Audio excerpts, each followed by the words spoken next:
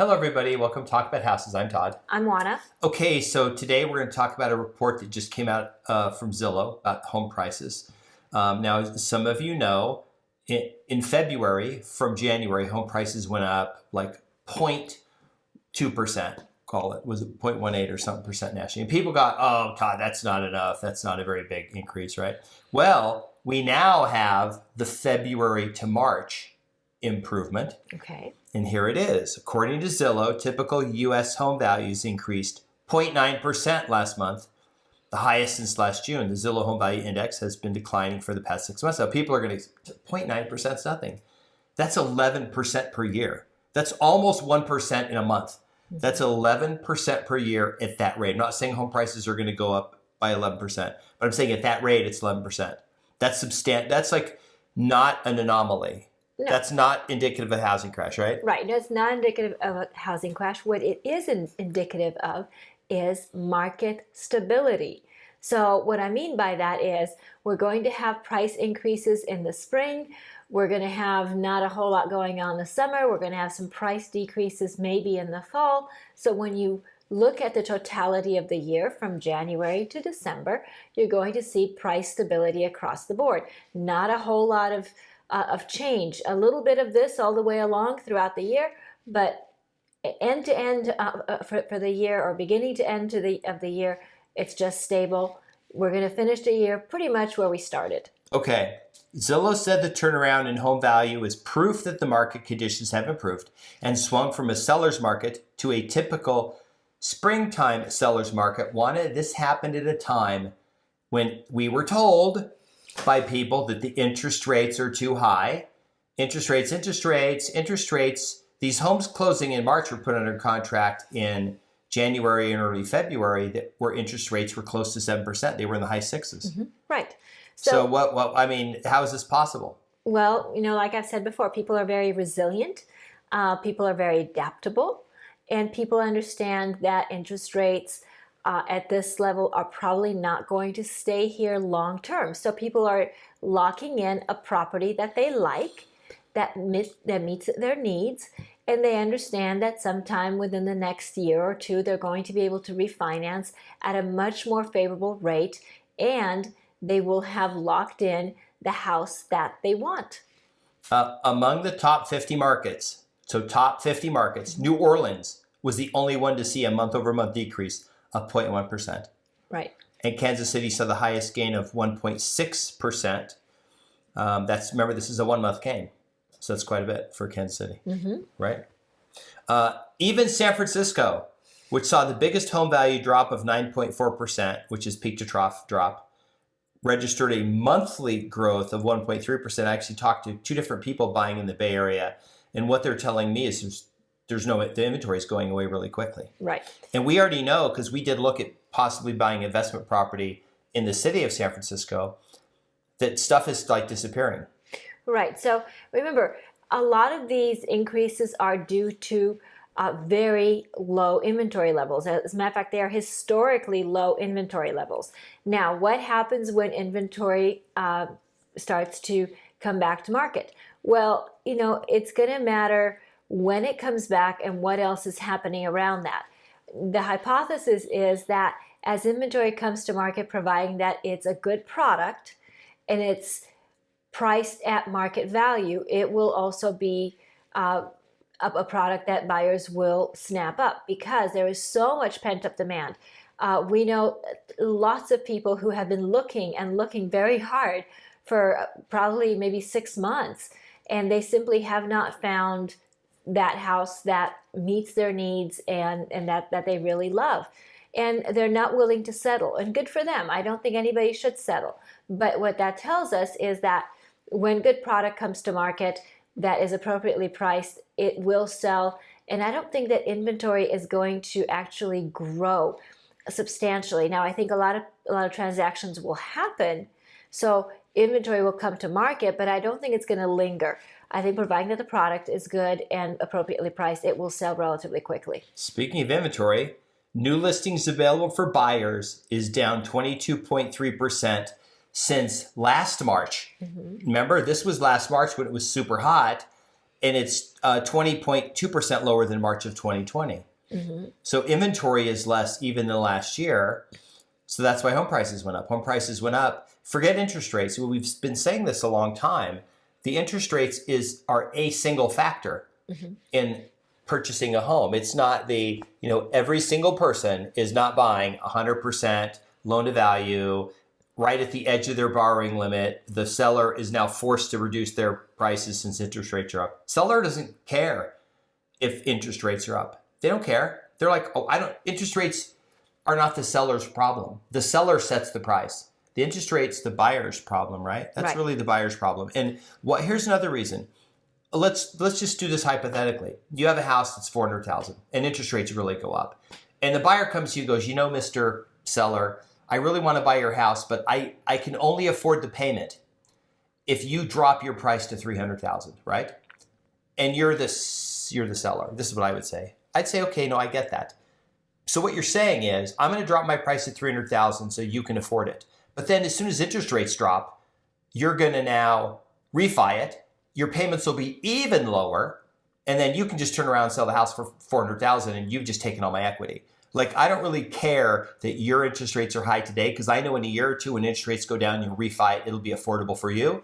So if you want to buy my house, you just have to suck it up. I think there's millions of people having that conversation, agents and their sellers. And don't you think so? Absolutely. But look, just because interest rates are above what people would like you said, people can refinance, people can buy down the rate. I mean, so there are options.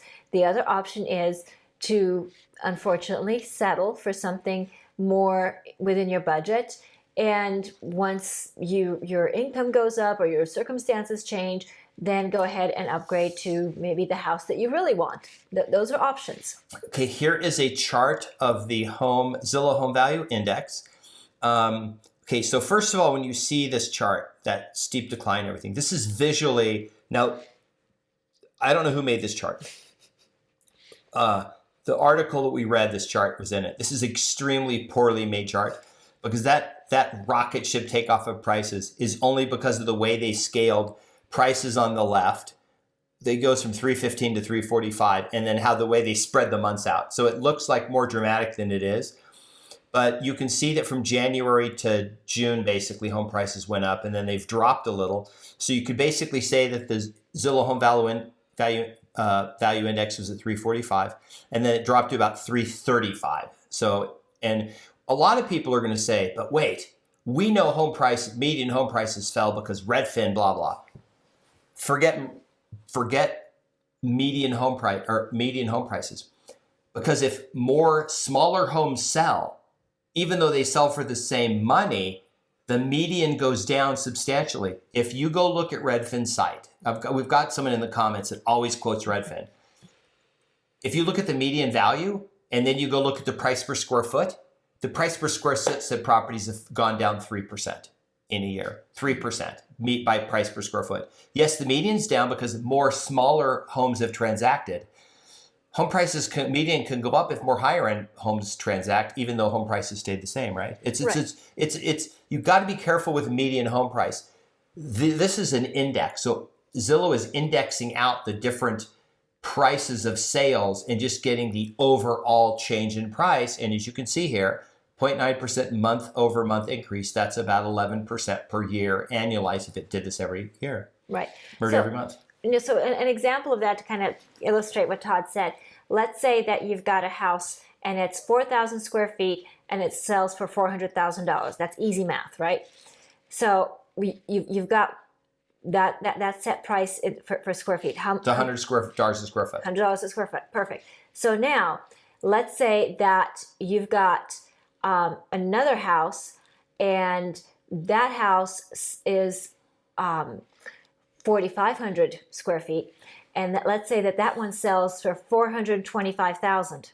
Okay, that's less than 100. Okay, but the argument is, well, look, that house sold for the most in the neighborhood for $425,000. Right. That those people overpaid.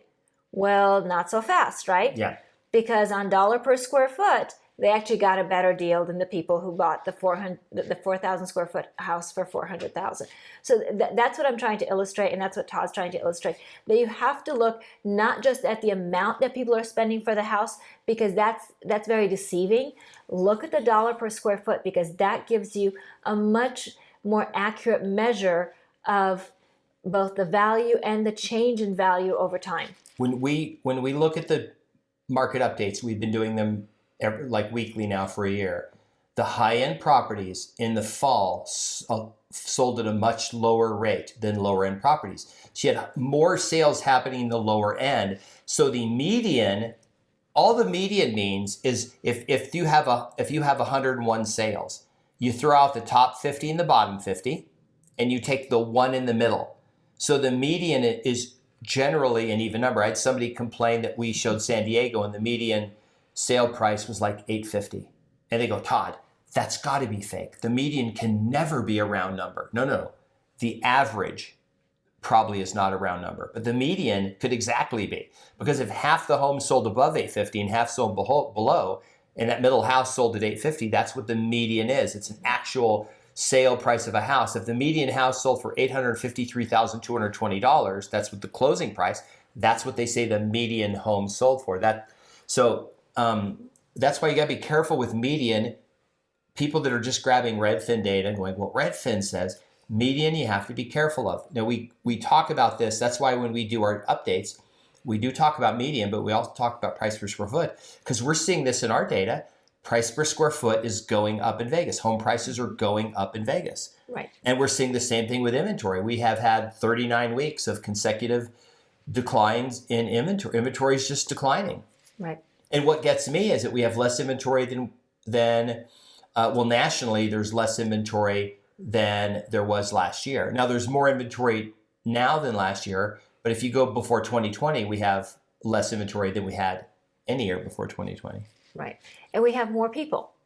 So, think about that. I mean, Every year we actually have more people because, and it's not just population growth, but it's household formations. And that's really what we're tracking is the household formations, because these are people who need their own household. They need their own place to live, right? So that's why that is so important. And that's why we're so keen on mentioning that to you. Okay. So why? Because I'm a little upset that the housing market hasn't crashed. It's this another funny anecdotal story. There was an agent who was in the mastermind group, YouTube mastermind group, and somebody had subscribed to his channel, and he was doing the typical real estate agent videos, pro and cons of living in blah blah blah. And they showed his channel, and all his videos were getting like 230 views, 157 views, right? These were videos that were made like a year ago, right? And then all of a sudden, he flipped over and started making these hugely negative housing crash videos. Mm-hmm. So remember, we're over like 8 months, this guy's got a video with 100, with 200 views. I would put the graphic up, but I'm not going to because it was shared on a private Facebook group, but you'll get the idea here. All of a sudden, he puts a graphic up that says like minus 50%. And then he puts some really, thing why we're headed for a 50% collapse in something, right? And then you look down and the video was made 3 days ago and it had 12,000 views. Or the title is Why You're Being Lied To About the Housing Market. And then that video, the same, it had, 10,000 or 8,000 views and it had been, 18 hours ago. Mm-hmm. And all his normal real estate videos, nobody was watching. Now he's getting views. Right. Well, and we've talked about that on a previous video as far as negative things sell, negative things get clicks, and honest data is not sexy, it's not interesting, and people aren't interested in watching, except for you, and we appreciate you being there. So here's another thing. A lot of people say you're just cheerleaders for the real estate market. You're cheerleaders. Okay, here's the thing. We're not. First of all, we are definitely positive about real estate. We believe it's a good investment. It's been a great investment for us. For all the clients that we have, it's been a great investment for them.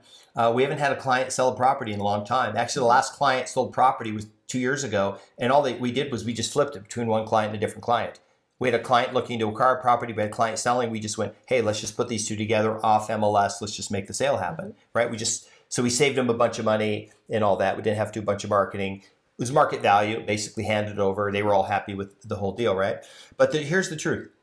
If you aren't super negative about the real estate market, then you're a cheerleader for the housing market. You're like a cheerleader for the housing market. And it's not the case. We're just talking about what's going on. And, so when we show charts or data and then we talk about why, then we're just explaining what's happening. It's just sad that people can't look at, they just buy into the mantra of negativity. And I think it's hurting them because, you've got people, I guarantee you there'll be people 5 years from now going, oh, well, the market's still going to crash. And now that median homes are $650,000, I'm going to wait till they drop down to $300,000 because I heard there's a bunch of foreclosures coming, right? Or whatever. I heard there's a meteor coming. A meteor. Look, if a meteor comes, home prices are going to skyrocket because a meteor is going to take out housing. It'll take out a bunch. It'll probably hit a neighborhood. If it hits any neighborhood in Las Vegas, home prices are going to skyrocket because it'll just wipe out a bunch of inventory. Perfect. Right. All right. So if you like data, if you like an honest discussion about real estate, we appreciate you being here. Please like the video, subscribe, hit the notification bell, share the video, leave us your comments down below. You do not have to agree with us. We welcome all opinions, and we do not delete your comments. So please go ahead and even comment. the stupid ones, we don't delete. We leave them up. Oh my goodness. To laugh at them. There you go. Okay. So thank you for watching, and we'll see you on the next video. Bye. Bye.